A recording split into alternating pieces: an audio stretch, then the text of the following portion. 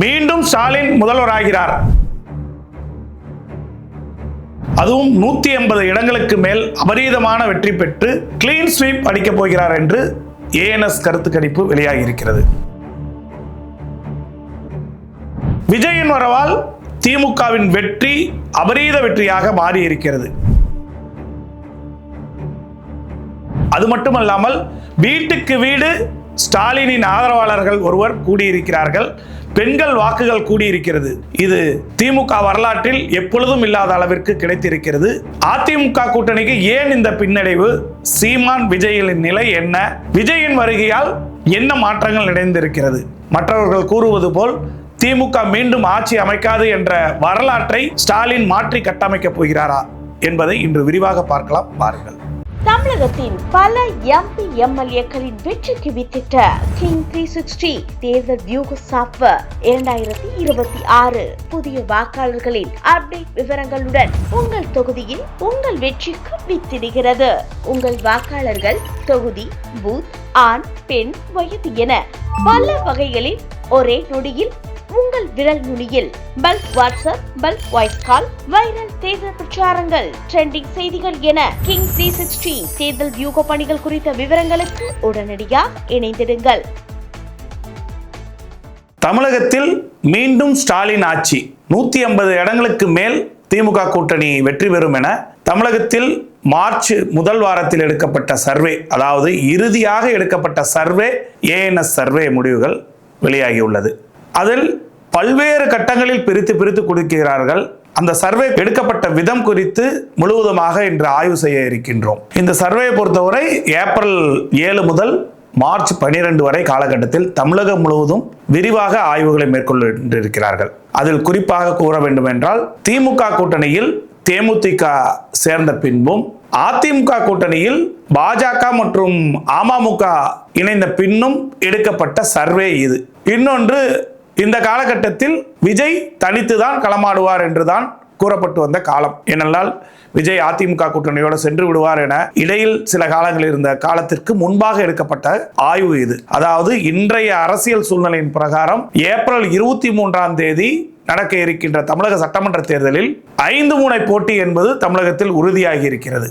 அதாவது திமுக தலைமையில் ஒரு அணி, அதிமுக தலைமையில் ஒரு அணி, விஜய் தலைமையில் ஒரு கூட்டணி மற்றும் நாம் தமிழர் சீமான் நிற்கிறார்.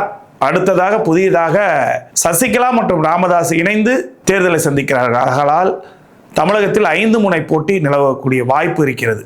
இதில் சர்வேவில் கூட்டணி கட்சிகளிடம் பெரியண்ணன் போக்கில் ஸ்டாலின் நடந்து கொண்டிருக்கிறார் என அதிமுக தரப்பிலும் எதிர்க்கட்சிகளும் கூறிக்கொண்டிருந்தாலுமே கூட, திமுக கூட்டணி கட்சிகளை கையாளுவதில் பல்வேறு கட்ட சர்வேக்களை கையில் வைத்துக் கொண்டுதான் கூட்டணி கட்சிகளை டீல் செய்கிறது என்ற தகவல் வருகிறது.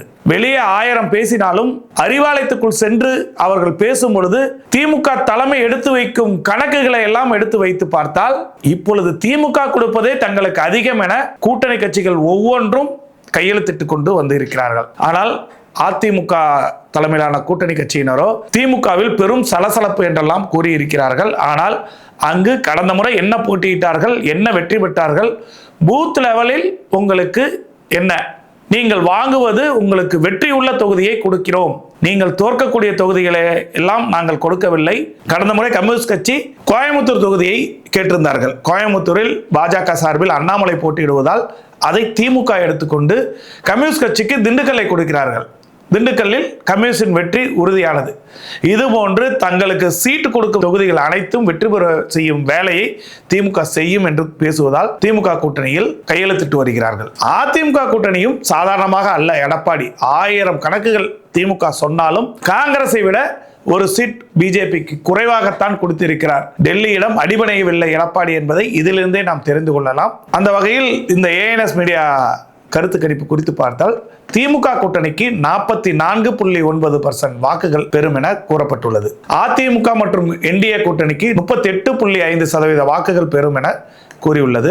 தமிழக வெற்றி கழகத்திற்கு ஆரம்பத்தில் இருந்ததெல்லாம் தாண்டி அவர் குடும்ப பிரச்சனை, திரிசாவோடு திருமணத்தில் கலந்து கொண்டது, தமிழகத்தில் அவரது கட்சியினர் எல்லாம் பாதிக்கப்பட்ட பொழுது அவர்களுக்காக இல்லத்திற்கு செல்லாத விஜய் ஒரு டைரக்டரின் வளைகாப்பிற்கு தனி பிளைட் வைத்து பாம்பே சென்றது, இதெல்லாம் தமிழக வெற்றி கழகத்தின் மீது குறுகிய காலத்தில் மக்கள் எடை போட்டதன் விளைவு 15%, 20% என்றெல்லாம் கூறி வந்த கணக்குகள் அனைத்தும் வாக்காக மாறும்போது குறையும் என்ற கருத்தின் அடிப்படையில் மாறி இருக்கிறது. இப்பொழுதே குறைய தொடங்கி இருக்கிறது. அதிலும் நேற்று பாண்டிச்சேரியில் பல்வேறு பாஜகவிலிருந்தும் அதிமுகவிலிருந்தும் வந்தவர்களுக்கெல்லாம் உடனடியாக சீட் வழங்கி தங்களுக்கென்று எந்த கொள்கையும் இல்லை, யார் வேண்டாலும் வரலாம், உங்களுக்கு சீட் உறுதி என்று தமிழக வெற்றிக் கழகம் விஜய் கூறுவதன் அடிப்படையில் அதன் மதிப்பு குறைந்து கொண்டிருக்கிறது. அதன் அடிப்படையில் தாவேகாவிற்கு 9.7% வாக்குகள் பெறும் என கருத்து கணிப்பில் கூறியிருக்கிறார்கள். நாம் தமிழர் கட்சி 4.8% வாக்குகளை பெறும் என கூறியிருக்கிறார்கள். மற்றவை 2.1% பெறும் என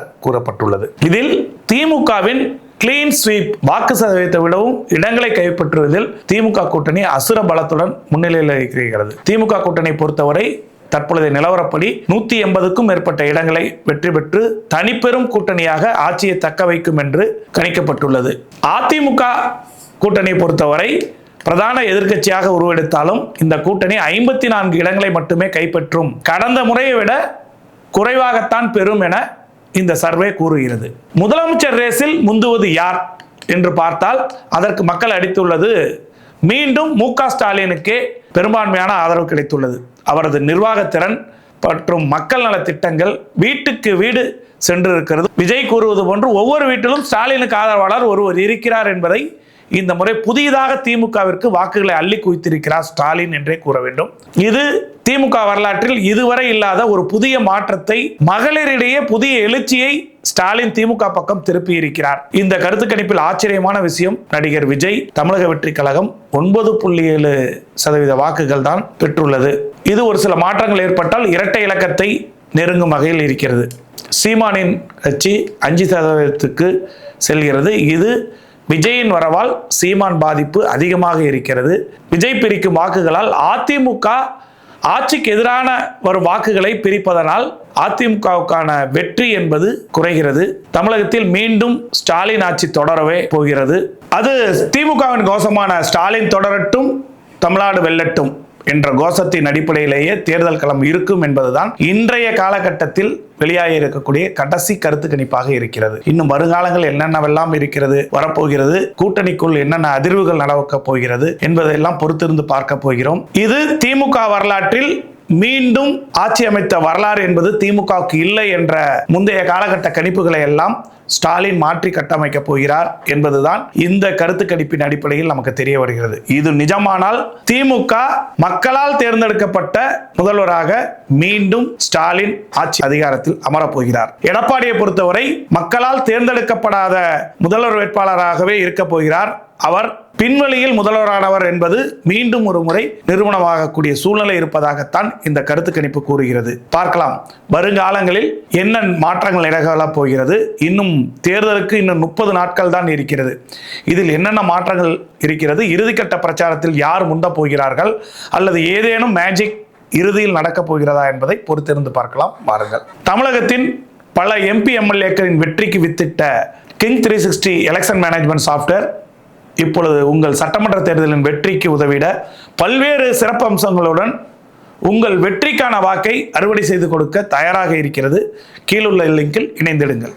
தமிழகத்தின் பல MP MLAக்களின் வெற்றிக்கு வித்திட்ட கிங் 360 தேர்தல் வியூக சாஃப்ட்வேர் 2026 புதிய வாக்காளர்களின் அப்டேட் விவரங்களுடன் உங்கள் தொகுதியில் உங்கள் வெற்றிக்கு வித்திடுகிறது.